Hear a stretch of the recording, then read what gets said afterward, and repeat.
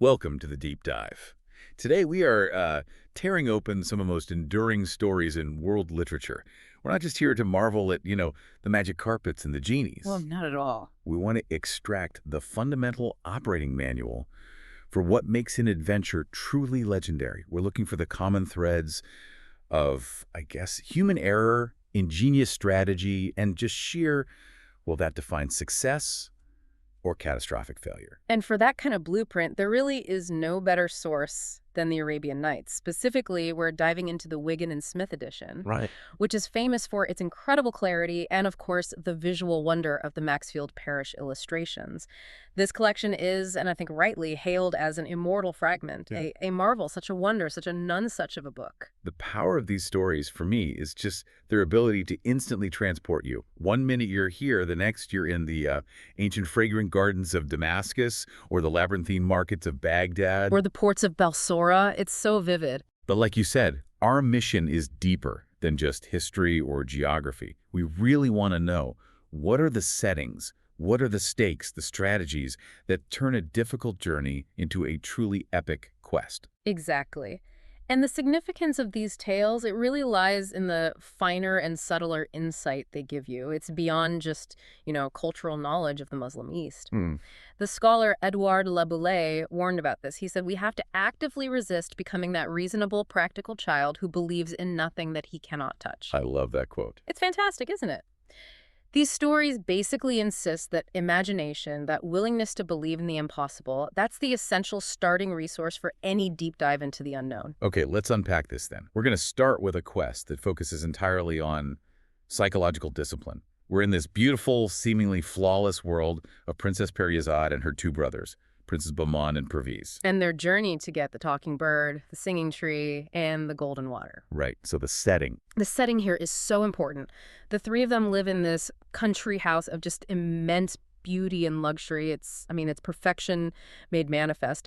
But the thing that kicks it all off, the catalyst, it comes from an external critique. From this old woman. Exactly. A seemingly innocent, pious old woman is invited to see the estate.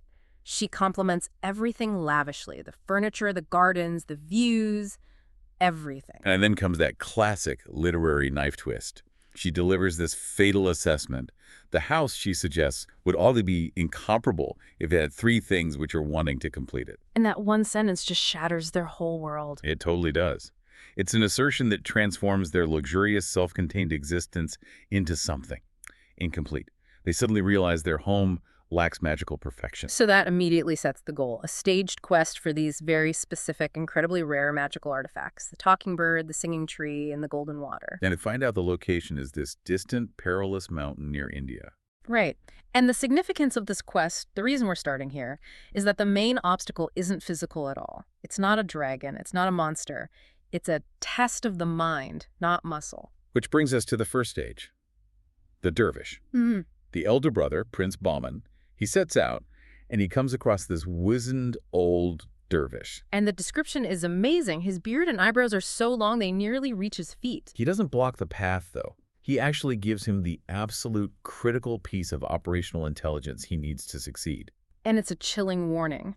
He tells Bahman that as he climbs the mountain, he's going to hear an invisible force, insulting him, provoking him. Be not afraid, he says. But above all things, do not turn your head to look behind you, for in that instant you will be changed into such a black stone as those you see. And he actually points out the path is littered with the petrified bodies of other youths who failed this exact same test. So it's the ultimate psychological trap. It's a kind of advanced auditory warfare.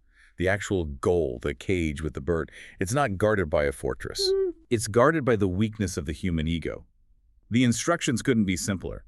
Ignore the voices. Keep climbing. And Prince Bahman fails almost immediately. Instantly. He hasn't gone more than, 6 steps, before he hears this voice in an insulting tone saying, "Stay, rash youth, that I may punish you for your presumption." Now, you have to think about the context. This is a prince. He's a person of high status. He's used to immediate deference.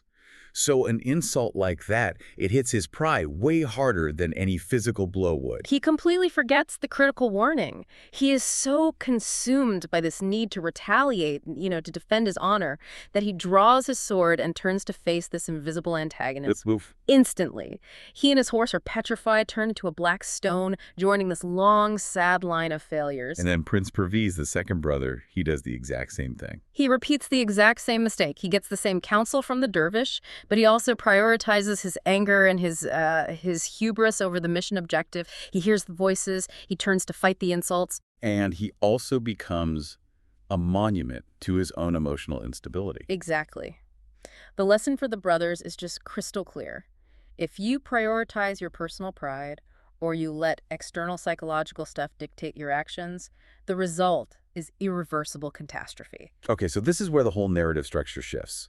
The sister, Princess Periezade, she insists on going next. But she doesn't just charge up the mountain like her brothers did. No, she demonstrates preparation and foresight, the very qualities her brothers were lacking. She actually goes back to the dervish to ask a strategic question. And this is the moment where you see critical thinking just triumph over raw emotion. She asks the dervish if she could maybe use a stratagem. She acknowledges that the voices are designed to strike terror, to disrupt your concentration. And the dervish, who has only ever seen failure after failure, he's genuinely intrigued by this. He is. He's fascinated by her ingenuity. And the stratagem itself is just brilliant in its simplicity and its effectiveness. What does she propose? She says, to stop my ears with cotton, that the voices, however terrible, may make the less impression upon my imagination and my mind remain free from that disturbance. But she correctly analyzed the threat. It was sensory, it was auditory and psychological. It didn't require a sword. It required cotton. Just cotton. The dervish is just astonished. He praises her. He notes that she is the first person who has ever considered using actual strategy to defeat the trap. So she puts her plan into action. She walks up with intrepidity. She hears the muffled sounds, the affronting speeches and raillery, but they're just background noise to her. She just laughs them off. And she succeeds. She gets to the top, retrieves the cage with the talking bird, she breaks off a branch of the singing tree, and she collects the golden water in a flagon. And the golden water has this peculiar property, doesn't it? It's not just a little sample. The flagon can continuously fill a basin with a huge quantity of this magical water. The singularity of their home is now complete. And the talking bird immediately proves its worth. It confirms her brothers are indeed among the black stones, but more importantly, it holds the secret to reversing the curse. Which is another moment of just simple, effective magic. At the bird's command, she sprinkles some of the golden water onto the stones. The effect is instantaneous. Bahman, Perviz, and all the other previously petrified young men are immediately restored. So the overall significance of this quest is, what, threefold? It gets the magical items, obviously. Right. It also demonstrates the power of intellectual strategy over, let's be honest, masculine hubris. And ultimately, it elevates the princess. It proves her superior competence. It also leads to this big emotional and political resolution. The bird, being this magical artifact of deep truth, reveals the royal lineage of all three siblings to the emperor, who turns out to be their true father. So the quest serves as both a test of character and a catalyst for royal recognition. A perfect start. It's the perfect contrast to brute force. You go from a quest where the most important resource is cotton and a clear head, to the voyages of Sinbad, where the only resource is just relentless, ruthless improvisation. Yeah, that's a huge shift. We're now in the domain of Sinbad the Voyager, whose whole life is defined by this deep, cyclical psychological conflict. He inherits immense wealth. And immediately squanders it. Through dissipation, as the text says. Then he realizes his folly. He makes a fortune on a voyage, only to return home full of remorse, upbraiding himself 100 times for the near-fatal troubles he faced. But the very next season, he just can't resist the call of the sea. It's an internal compulsion, an irresistible urge. He explicitly says, all the troubles could not cure me of my inclination to make new voyages. This is a man who is condemned to perpetual high-stakes exploration and survival. So his quests aren't about achieving a specific goal, like getting a magic bird. They're more about just navigating catastrophe. Absolutely. Let's start with the first voyage. It's a perfect case study in the danger of unforeseen natural threats. They land on this small spot that's but little elevated above the level of the water and resembling a green meadow. They're planning to rest, light some fires, eat. And immediately, the island just plunges, disappearing beneath the waves, and Sinbad is stranded. It wasn't an island at all. It was a monstrous whale, just resting on the surface, and the heat from their fire startled it, which made it descend. This sets up the pattern for all of his voyages. The failure of the original quest, the peaceful trading journey, is usually some catastrophic, unpredictable shipwreck. And the quest that follows that failure is just pure immediate survival against a totally unforgiving world. The second voyage takes us into the realm of the truly mythological, where survival requires you to use natural threats against each other. Stranded again. Stranded again. Sinbad climbs a tree and spots this massive white dome. The rock's egg. The rock's egg. The rock is this avian giant of just impossible scale. Its legs are as big as the trunk of a tree. So Sinbad, who's facing death by starvation or exposure, he uses this monstrosity as his only vehicle. He ties himself to its leg with his turban. A huge risk. He's betting his life on the bird's migration pattern. And he's carried so high he loses sight of the earth, then he's dropped into the notorious Valley of Diamonds. Right. And here the immediate challenge isn't the rock anymore, it's the fauna on the ground. Giant serpents, so monstrous that the smallest of them is capable of swallowing an elephant. So how does he survive this? It seems impossible. Well, this is a really complex ecological challenge, but the survival strategy isn't actually Sinbad's innovation. It's a marvel of commercial cunning used by these shrewd merchants who operate outside the valley. Okay, so what's their trick? They know the serpents are trapped inside, but the diamonds are immensely valuable. So they throw these great joints of raw meat into the deep valley. Why? Because the heavy diamonds stick to the sticky raw meat.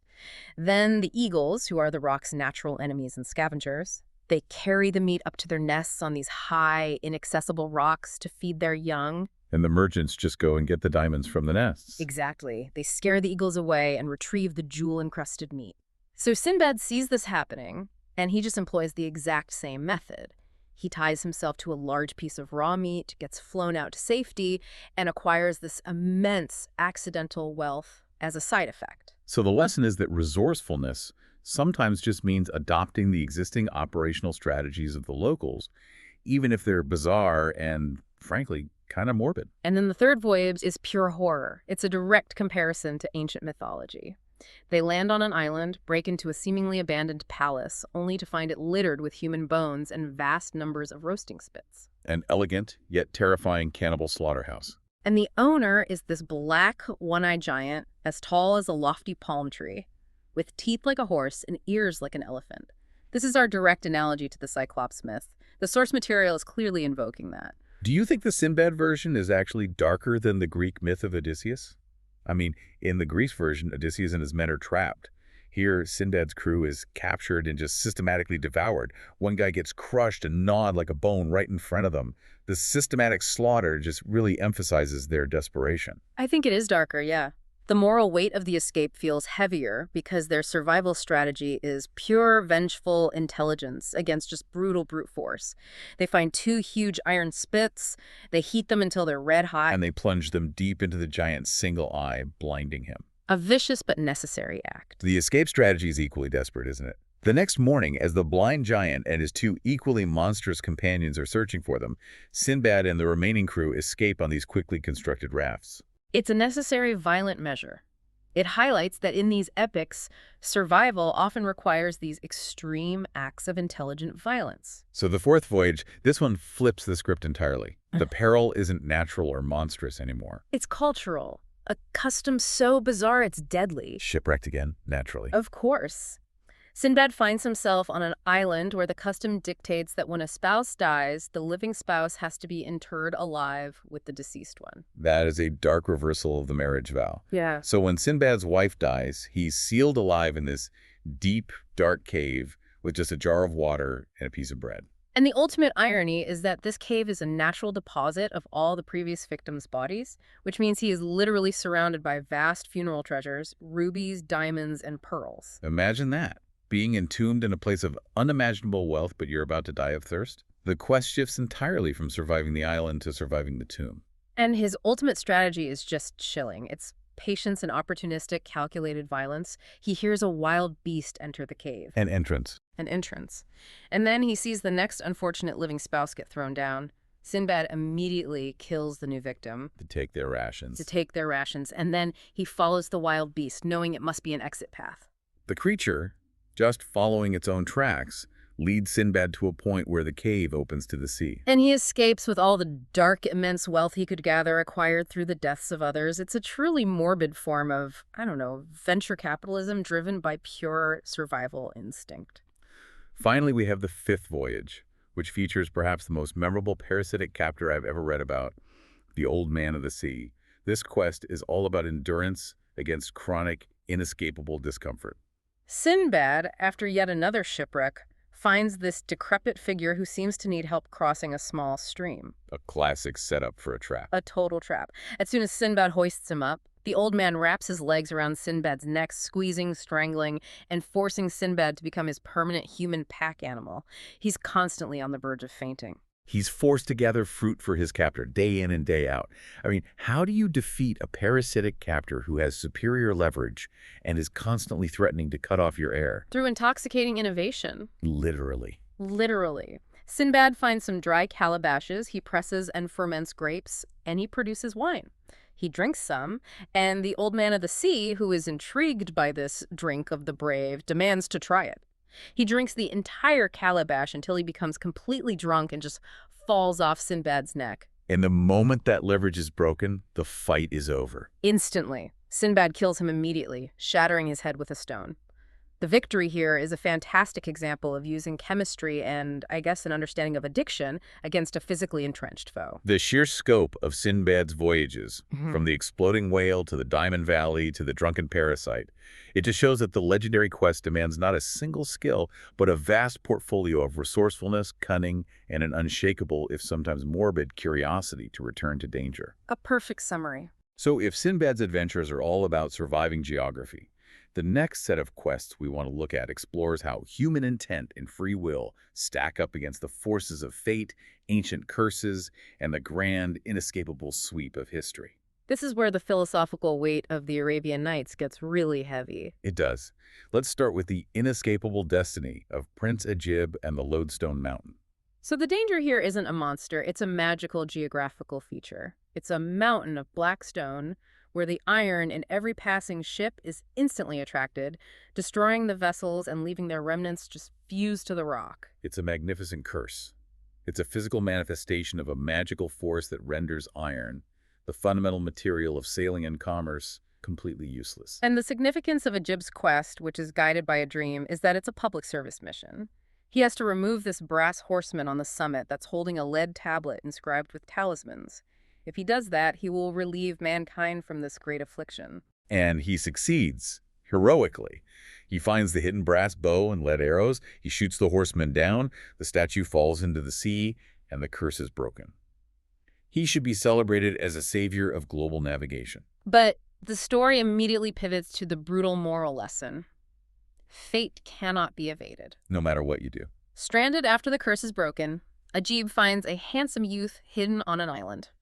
And the youth reveals that astrologers predicted his death at age 15. Specifically, that his killer would be King Ajib, the one who throws down the horseman. And Abi realizes he's the prophesied killer. He's King Ajib, son of King Kasib. Right. So he promises the youth, who is now past his predicted deadline, that he'll serve him, he'll never harm him. They live peacefully for 9 days. Right. But does this story suggest that human intellect and good intention are just inherently irrelevant when you're facing a prophecy? Or is the warning itself the true, inescapable test? I think it's the latter. I think it argues that the very attempt to resist fate is woven into the fatal act itself. On the 10th day, the youth is celebrating his escape from the prophecy. He's sitting right next to Ajib. Ajib reaches for a knife to cut a melon, and in a sudden, impossible accident, the very definition of destiny, the youth falls on the blade and dies. The prophecy is fulfilled, despite Ajib's desperate attempts to prevent it. It's a tragic statement on the power of divine decree that contrasts so sharply with Sinbad's belief that he can always innovate his way out of any problem. Yeah, completely different worldview. Now let's move to a different kind of fate. The one brought on by sorcery and political intrigue in the history of the young king of the Black Isles. The setting here is one of intense betrayal. The king discovers his queen's nightly infidelity with a monstrous black slave. He wounds the slave, but the queen is no ordinary woman. She's a powerful enchantress, and her revenge is instantaneous and devastating. She uses sorcery to destroy his thriving, populous capital city, reducing the entire site to a vast lake and a surrounding desert plain. She didn't just kill people, she obliterated an empire and its infrastructure. And there's this fascinating and often overlooked cultural detail that illustrates the depth of her malice. The lake is filled with fish of 4 distinct colors. Right, and they represent the 4 types of inhabitants of the city who are transformed. The white fish are the Muslims, the red are the fire worshippers or Persians, the blue are the Christians, and the yellow are the Jews. She reduced an entire multi-religious, complex society into ensorcelled, segregated, aquatic life. It's a cruel geopolitical map rendered in magical biology. And the king himself suffers the most personal curse. He's half marble. He can only move and speak for part of the day, perpetually clothed in this coarse goat's hair garment hidden beneath his brocade. And subjected to 100 brutal lashes daily by the enchantress. Meanwhile, she keeps the black slave alive in the Palace of Tears tomb, using a magic potion, mourning him every day. So the quest, which is led by the visiting sultan, is purely one of vengeance and reversal of magic. The sultan disguises himself, he infiltrates the Palace of Tears, he kills the black slave, Drags his body into a well. and waits for the enchantress to finish her daily ritual of barbarity upon the half-marble king. This is a quest where ruthless force is required to undo magic. The Sultan confronts her, uses the proper magical words to restore the king, and when she tries to flee, he cuts her in 2 with his scimitar. The lesson is that while sorcery can inflict devastating damage on an empire, it can be undone, but it requires an equal measure of ruthless action and counter-magic. Finally, let's look at the City of Brass, which provides an admonition against the very ambition that drives so many of these quests.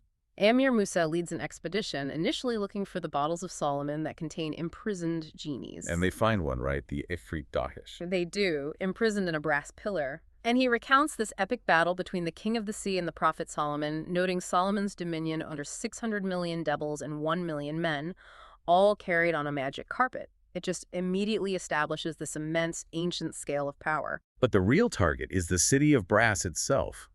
This legendary, vast ghost city, shining and silent with running rivers and fruitful trees, but utterly empty save for scavenging birds. And the city is protected by this very strange psychological defense mechanism. When the first climber goes up the wall to open the gate, he sees these enchanted, irresistible images of beautiful damsels. And he cries out, "Thou art beautiful," in this moment of utter rapture. Then casts himself down to his death. It's a defense against lust and greed, turning desire into instant catastrophe. The moral lesson is driven home with terrifying clarity in the domed tomb of Queen Tedmur of the Amalekites. The Amalekites were this ancient Semitic people, often associated with immense strength and power in historical texts. Her perfectly preserved corpse is found alongside a very stark inscription. And the inscription details her immense wealth, her justice, her power. I possessed what none of the kings possessed, and ruled with justice. She planned perfectly. But all her power and planning were futile against the divine decree. A 7-year famine came upon them. They ate all their food, all their beasts, and their vast wealth couldn't buy them any help. And the final sentence is the devastating conclusion. Death, the disuniter of mankind, came to me. But does that lesson truly stick when the journey to get there yielded imprisoned genies and vast treasure? I mean, does the quest implicitly contradict its own moral lesson? That's the tension of the Nights, isn't it? The inscription warns, "Then raise thyself, lest thou be upon a brink, and beware of calamities." This quest ends not in sustainable riches, but in the devastating revelation of the transient nature of empire, suggesting that while wealth is achievable, true permanence is an illusion. So the previous section argued that fate often triumphs. The section, I think, argues that human ingenuity, cunning, and strategy, just sheer wits, can triumph over both fate and overwhelming magical force. A great way to frame it. Let's start with the fisherman and the genie, a perfect microcosm of quick thinking. The fisherman releases a genie imprisoned by Solomon. Who is not grateful. Not at all. The genie, furious at his centuries of imprisonment, immediately vows to kill his liberator, saying, "I would kill him without mercy and grant him no favor but to choose the manner of his death." A truly terrible reward for a rescue. The genie is immense. His smoky form ascends to the clouds, but the fisherman doesn't panic. He doesn't draw a weapon. He uses the genie's pride against him. A trick built on pure skepticism. The fisherman asks the enormous genie, I cannot believe that thou wast actually in this vessel. Dare you swear it by the name of the great god? It's a masterful maneuver. The genie, wounded in his immense pride by this doubt, immediately demonstrates his power by shrinking back into the small brass bottle, which is sealed with Solomon's seal. And the fisherman instantly seals the bottle, trapping him again and forcing him to swear fealty. The victory is achieved in, what, under 2 minutes? And it belongs entirely to simple, quick-witted psychological manipulation. Okay, now for Aladdin, whose quest is defined by obedience and, of course, the ultimate resource, the genie of the lamp. And the setup here illustrates the global ambition of magic users. The African magician is a truly global threat. He travels from the farthest part of Africa all the way to China. How does he even manage that travel and location scouting? He uses geomancy. We should probably pause on that term. What exactly is that? Geomancy is a form of divination that interprets markings on the ground or patterns formed by tossed earth, stones, or sand. In this context, it signifies a very high level of dark, specialized, esoteric knowledge. This is not a parlor trick. It's what allowed him to identify the single individual, Aladdin, who could retrieve the lamp and to operate across continent. Exactly. And the magician's initial test for Aladdin is absolute obedience. Aladdin has to tuck up his vest, not touch the walls, or he dies instantly. Ignore the cisterns full of gold and silver in the 3 halls, and go directly for the lamp. The gold is a distraction. The power of the lamp is the true, non-material goal. Right. And Aladdin does succeed, but the subsequent crisis happens when he loses the lamp out of negligence. The magician steals the palace itself, transporting it to Africa.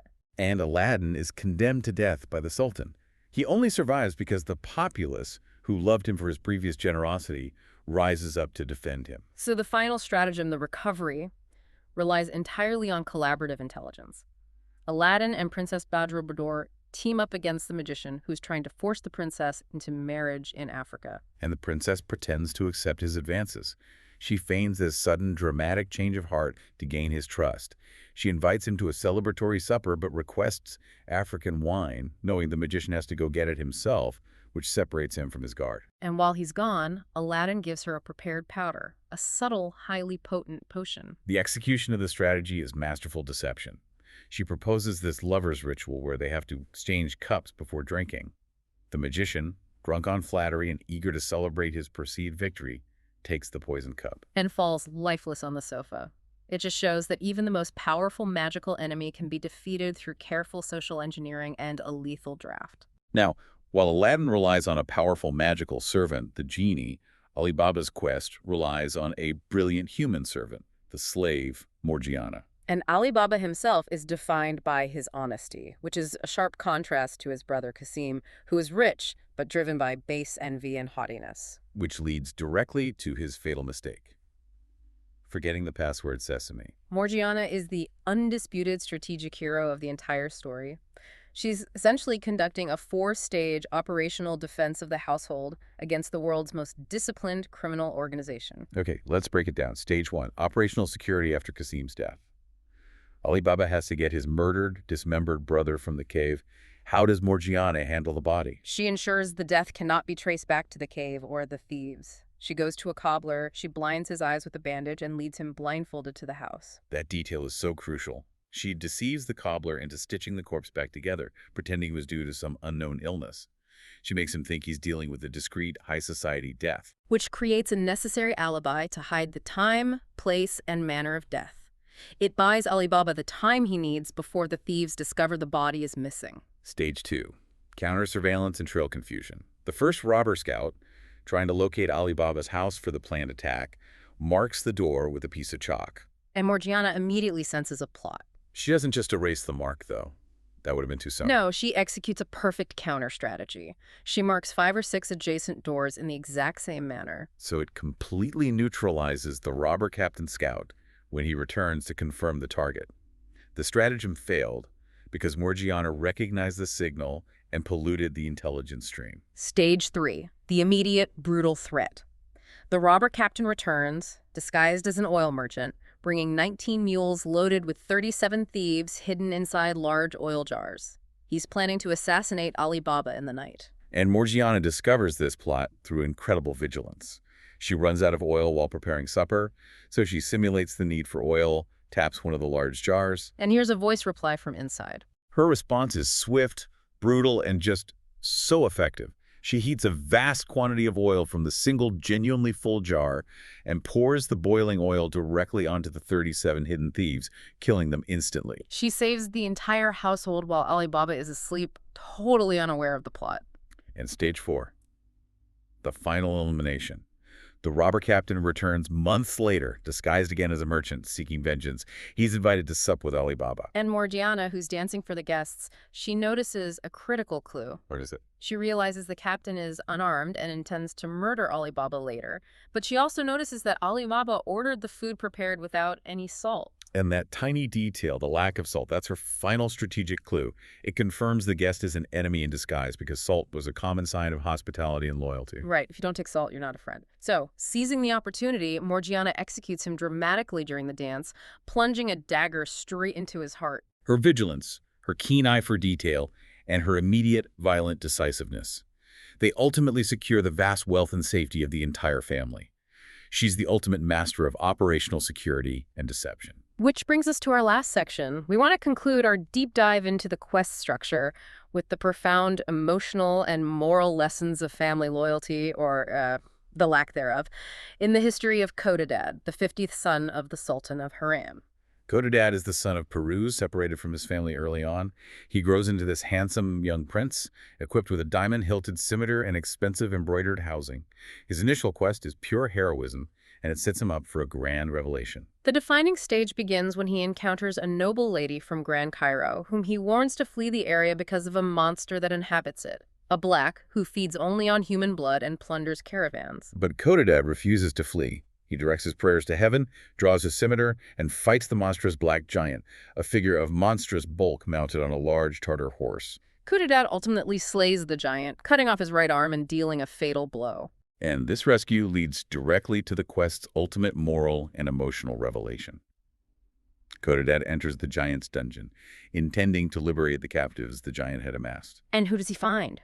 Over 100 captives, including all 49 of his half-brothers, the other sons of the Sultan who had been captured during their own previous journeys. "Princes," he cries, "is it you whom I behold? May I flatter myself that it is in my power to restore you to the Sultan, my father." The joy of that reunion is so tragically short-lived. After Khotadad marries the noble lady he rescued, who is the Princess of Daryabar, his 49 brothers ambush him out of base envy and hatred for their more amiable and successful brother. This is the ultimate failure of the human bond. It contrasts so sharply with the loyalty we just saw from Morgiana. They stab him, they leave him for dead, intending to steal his glory and claim the princess. The emotional weight here is the profound shock of saving his own blood, only to be betrayed and nearly murdered by them. And the narrative takes this alternate path because of external grace and intervention. A compassionate surgeon saves Khotadad. Meanwhile, the Sultan mourns he's preparing a grand tomb, totally unaware that the surgeon's intervention and the princess's unwavering loyalty are unraveling the brothers' plot. The full truth is only revealed when Khotadad, recovered and ready, returns to Harran just in time to defeat the Sultan's enemy army, a massive victory that was initially credited to the Sultan, but is revealed to be Khotadad's work. The consequences are immediate and absolute. The 49 jealous brothers are imprisoned in a tower facing the punishment due to their guilt. Khotadad's journey is this harsh lesson in fraternal betrayal, demonstrating that the greatest threats often come not from monsters or magic, but from human envy among those closest to you. Wow. We've covered a vast geography of risk today, from the psychological warfare of the Talking Bird Mountain to the cultural horrors of Sinbad's burial cave and the sharp, effective deception of Morgiana. These quests really do map out the fundamental challenges of the human condition. We've reviewed the essential structure of the epic journey. Periezade proved that forethought and strategy beat rash pride. Sinbad demonstrated that survival requires ruthless innovation against natural and human threats. And the fateful journeys of Ajib and the City of Brass reminded us of the tragic inevitability of divine decree and the futility of chasing worldly permanence. And the quests of Whittaladdin, the fisherman, and Alibaba, they showed that the ultimate defense isn't brute strength or even the biggest bankroll. It's cunning allies, strategic deception, and critical thinking applied under pressure. The source notes that the true magic is instilled in the blood, beyond history and geography. And these tales really offer an operating manual for navigating chaos. I mean, if you're starting a company or navigating a career change or just trying to manage a difficult life transition, the essential resources you need are the same as those needed for Sinbad: situational awareness and ruthless innovation. Exactly. And considering the vast material rewards involved in nearly every one of these quests, Alibaba's limitless treasure, Sinbad's bags of immense gems, the rubies and pearls surrounding the dead in the city of brass, it raises a critical question for you, the listener, to explore. If every legendary quest involves immense material risk and material gain, what is the single most valuable item acquired across all these adventures? Is it the priceless jewels and the material wealth? Is it the undeniable power of a cashier genie? Or is it the simple, hard-won knowledge of how to survive? We'll leave you to ponder that until our next deep dive.